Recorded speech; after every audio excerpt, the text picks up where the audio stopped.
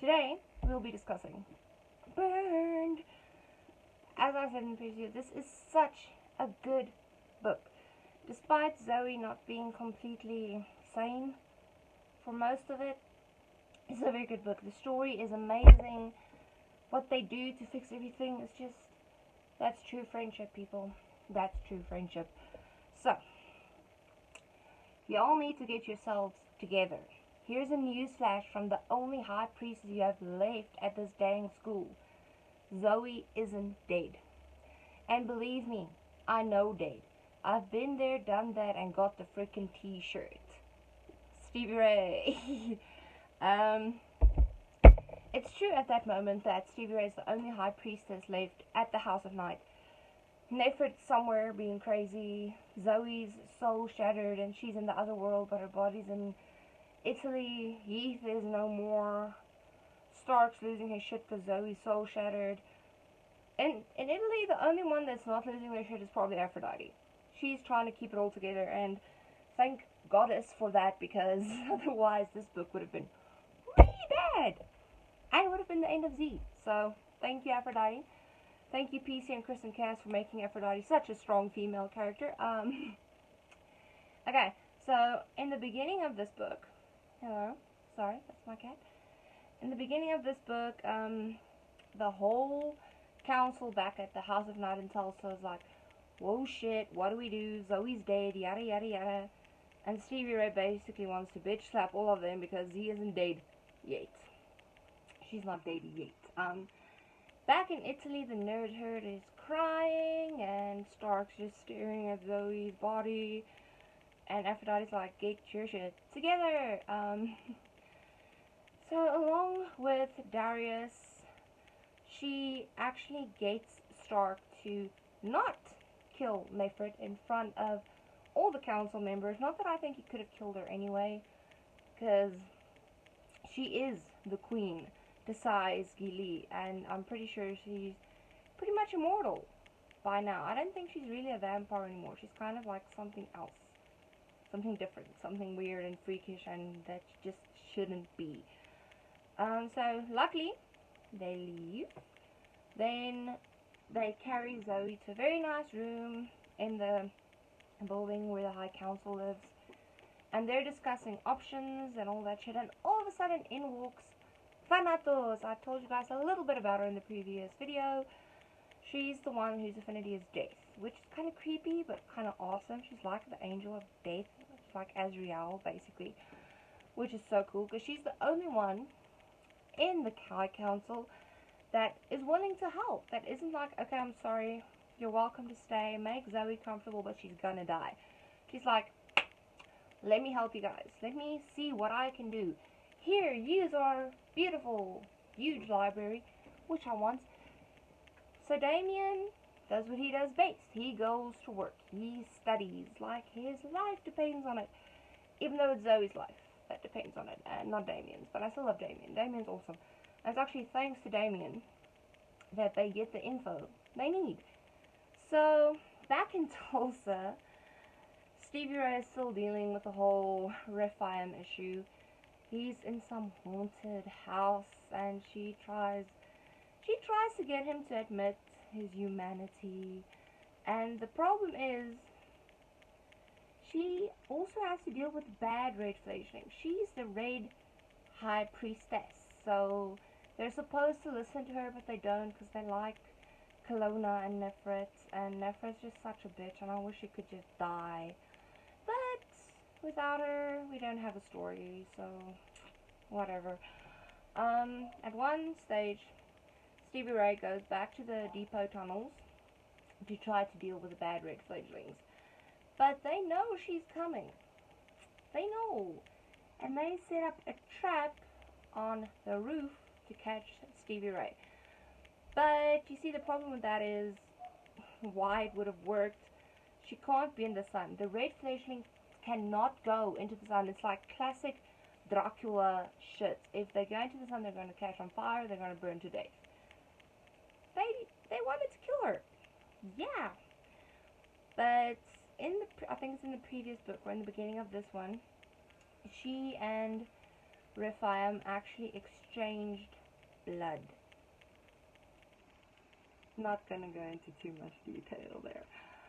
So, when she's panicking, Rephaim heard her. Like, I know that's the only way I can describe it. He heard her. And he rushed to her rescue because remember, she saved his life. So it's a life debt. It's a life for a life. And he goes and he saves her. And as they're tumbling off of this freaking building, she uses her earth element to open the ground. They land nice and softly in it, and she closes it again. And I think at that moment, she needed blood so bad that Rephaim was like, here, take it, then I owe you nothing. Then it's over. Then we're even. Fair and square, yada yada. So she drank his blood because even though it's gross, she needed it. And then something really interesting happened. Back in Italy, Aphrodite felt, oh my god, me and Stevie Ray's imprint broke. I think I forgot to mention this, but in Hunted, Stevie Ray, she was shot with an arrow in Untamed, and they had to take the arrow out, and she was lacking blood. And Aphrodite's like, oh fuck, just here, just take it. And they formed an imprint. That's so funny. But when she drank from Rephaim, it broke the imprint between her and Aphrodite, and she and Rephaim imprinted, which is kind of weird because he's a bird. But yeah, that happened. Yeah. And so Aphrodite's like, holy shit, something just broke the imprint, and now everyone's worrying about Stevie Ray. So they phoned Stevie Ray, and she's like, no, I'm good, I just almost died, I think that broke the imprint. And they believed her for a while, except Dallas could smell that something was up with her, and later they actually find her in the tunnels with Rephaim kind of doing something. I'm not going to go into too much details because I don't want to give away too many spoilers. This is Feisty. Feisty saying hi. Hi. This is my baby. This is my baby. Hello. She loves bothering me while I'm filming. Hair for days. But where was I? Okay. So, Damien did a bunch of research, and Aphrodite helped even though she hates it, and they get a new poem from Cremisha, and the twins are helping, and Jack is there making nice little snacks for everyone. And Stark actually freaking loses his shit for a few minutes, because how can they have fun? You know, because they're making jokes and talking about Barbie dolls, I think. Creepy Barbie dolls. And Stark's like, you can't do this, Zoe needs your help, blah blah blah. And Thanatos says they're alive, and they have to stay in the world of the living. So don't shit on their heads.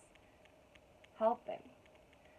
So thanks to this poem and all the research Damien did, they figure out Stark has Scottish lineage. And thanks to that, he can get onto the Isle of Skye, where there's this, also she's a high priestess. I can't remember her name. But anyways, she uses this island. She's basically like a warrior queen. She's seen as the queen of the island. And that's not how the vampire community works. You're a high priestess. You're not a queen. And she trains warriors on this island. But she's also closed off her island for like gazillion of years because she's like, your community's messed up. I don't want nothing to do with you guys anymore. And there's this weird protective barrier that makes people want to run away. But thanks to Stark being of Scottish heritage and being a McCallus, I think is the surname, he gets to go on, and they help him by cutting him on various places to get into the other world where Zoe is. But you see, the problem is where Z is, her soul is completely shattered. So there's a little piece of it here, a little piece of it there, and she's basically deteriorating because she's not whole. So she can't sit still. She has to move, and Heath is with her, but he's trying to make her like calm the fuck down. that she can't. She can't even really remember her friends or Stark or anything until Stark shows up. He talks to Heath first, telling Heath, listen dude, we have a problem. Kelowna's here in the other world. He wants to make sure Z doesn't make it back.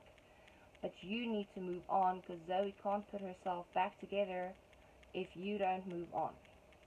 Of course, Heath doesn't want to go at first because he loves Zoe and all that stuff. But luckily, Stark convinces him. And then Heath goes to Z and he tells her he doesn't belong here. He wants to move on to the next plane of existence, and he promises to find her again if he's ever reincarnated, which is sooner than you might think, unfortunately. Yeah. Yeah. So after Heath leaves, Stark finds Z, and at first Zoe freaks out like completely because she thinks Stark is dead as well, which luckily he isn't, because then I would have shot myself because I love Stark. Yeah, and he tells her, no Z, you have to put yourself back together. I'm not dead, but you have to put yourself back together so we can get the hell out of here before Kelowna finds us. And of course, speak of the devil, and the devil shall appear. There's Kelowna. Yay. And by Kelowna and Stark fighting, it's the only way that Z realizes I have to help him. Kelowna's gonna kill Stark, and she calls out to all the different pieces of herself, which is former hers, like a little version of her when she was a child, one from a past life, even Aya. We meet Aya. And then she goes to kick Kelowna's ass. The problem is he already basically killed Stark. And she tells him, you owe me a life date because you killed my warrior. And I'm not gonna give you your life dates. You should just stay here. Don't even come back. We don't need you in the real world. And she's like, no, you owe me. In comes Nyx. Oh, Nyx. Thank goddess for Nyx. And she basically tells Kelowna if he even wants to someday be forgiven for all the shit he caused the goddess, he will give her the life date he owes her. So he takes some of his immortality and puts it into Stark, which makes Stark alive again, which is awesome. And then they follow. There's this beautiful ribbon like floating around, because when you go into the other world, there's a wishing tree. So you take a piece of cloth, your lover takes a piece of cloth, you tie it together, you tie it to the tree. It's actually really romantic. They do it for real in Awakened. They like in the real world, because there's a wishing tree on the Isle of Skye as well. So that's awesome. And thanks to Zoe getting back to the real world, she has to go to Stark's body, which is being cut up. She touches Seoras, which is the Queen's consort, on his arm and says, that's enough. You can stop cutting him now. And she whispers in his ear, come back to me, my warrior. And Stark wakes up. And you're like, good, finally, it's all back together. And this is going to be a very long video because this is one of my favorite books. Yeah. Obviously, Nefrit is like being a total bitch towards Kelowna. They're not even really together anymore because she's actually kind of more powerful than he is at this moment. But yeah, dudes, that's burned. Let me just, because this does come in the next book, the Nerd Herd isn't with them on the Isle of Skye. It's only Stark, Z, Aphrodite, and Darius. The Nerd Herd had to go back to Tulsa. And now they're giving Stark some time to just recuperate, to be fine, and then they're supposed to go back as well. But we'll discuss that next week, because next week I'll be discussing 2 of these books. It shall be Awakened and Dragon's Oath. Nice book. Really love this novella. And get to getting a really good side of dragon. But guys, don't forget to stake that like button, shoot the bell notification with the silver bullet, comment down below, and don't forget to subscribe. See you guys next week.